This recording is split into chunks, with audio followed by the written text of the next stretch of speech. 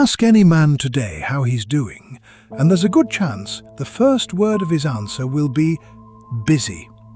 It's been crazy, so much going on, no time for anything. We've become a generation of men who answers "How are you?" by describing their calendar, not their life. And there's even a certain hidden pride in that, isn't there?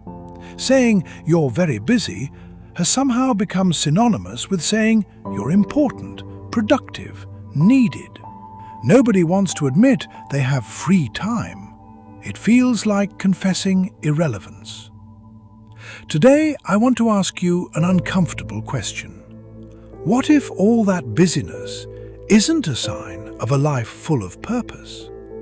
What if it's actually the most sophisticated disguise our era has invented for the absence of purpose?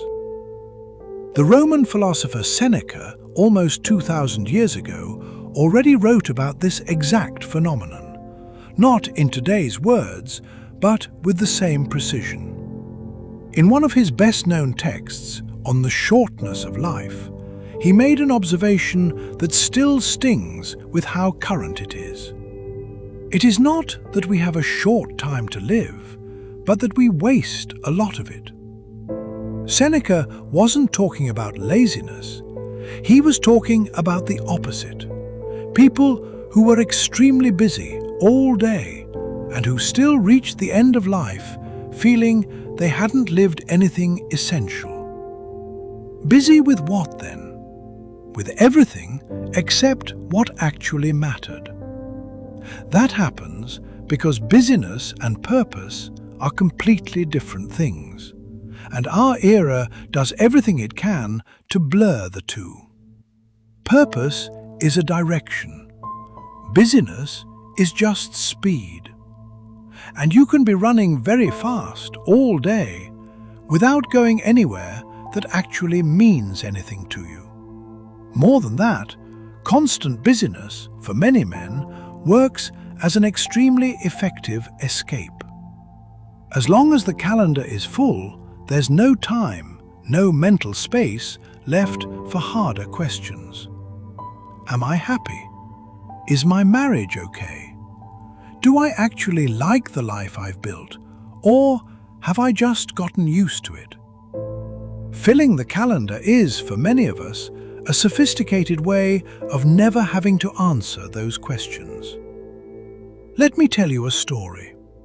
High on a mountain, two streams were born from the same spring, just a few meters apart, and flowed down different paths toward the same sea, many miles ahead. The first stream was in a hurry.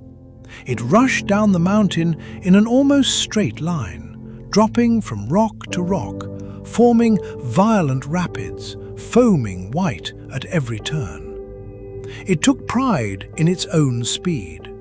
It watched the slower streams and thought, "They're wasting time. I'll reach the sea first." And indeed, it reached each stretch ahead of the others. But the force of the current kept tearing soil from its banks, carrying mud, destroying the small plants that tried to grow near it. No animal could drink that violent, murky water. No village formed along its banks. It was too dangerous to live nearby. The second stream chose a different path. It wound in wide curves through the valley, spreading out slowly across flatter ground, forming calm pools where sunlight could reach all the way to the bottom. It took far longer, much longer than the first stream, to cover the same distance to the sea. But along the way, something different kept happening. Its clear waters attracted fish. Its generous banks held the roots of enormous trees. Entire villages grew up around it, irrigating fields, giving generations of people and animals something to drink. When it finally reached the sea, days after the first stream, which had already arrived muddy and spent long before, it carried with it the story of an entire valley that existed only because of it. An old fisherman who lived in one of the villages along the Second River used to tell his children, both streams reached the same sea, but only one of them actually lived the journey there. All of us, sooner or later, reach the same sea. That's the part none of us escapes. The question that actually matters isn't who gets there first. It's what did your current leave behind along the way? Were you the stream that tore soil from its own banks, running so fast that nothing could grow near you?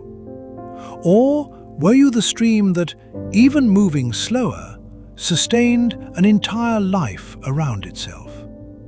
That doesn't mean productivity is wrong or that ambition is a problem. The American writer Henry David Thoreau, who spent much of his life studying exactly this kind of question, wrote a line that sums up the difference well. It is not enough to be busy. The question is, what are we busy about? A man can be extremely busy building something that actually matters. A business that supports a family. A project that helps other people. A skill that takes years to mature. That's busyness with direction. It's the second stream, generous but still moving. The problem isn't busyness itself, it's busyness with no direction at all. Meetings that lead nowhere, hours lost scrolling, urgent tasks replacing important ones, just to fill every silence that might otherwise bring an uncomfortable question to the surface. There's an old line from the Tao Te Ching that might be the simplest summary of all this. Nature does not hurry, and yet everything is accomplished. A tree doesn't force its own fruit to ripen faster. A river, when it's not in a hurry, still reaches the sea. It just arrives, having sustained an entire life along the way. I'll leave you with these questions to think over calmly. If someone asked you today what you're busy with, could you answer with a clear direction? Or would you just list loose tasks, one after another? Is your current, at its present pace, sustaining something around you? Or is it tearing soil from its own banks? And the simplest question of all, is there something important you've been putting off for months, hidden behind the excuse that things are too busy right now? I want to propose a simple commitment. If this reflection meant something to you, write it in the comments. I choose purpose, not rush. It's not a phrase against productivity. It's a reminder that speed without direction just gets you faster to nowhere that actually matters. Both streams were born on the same mountain, on the same day, from the same water. The only difference between them was the path they chose. You don't have to slow everything down at once, or abandon your responsibilities.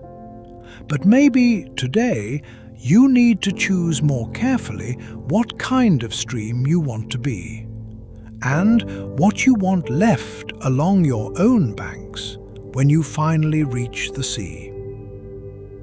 If this conversation meant something to you, stay here with me, because this is just one more of the truths we need to face together.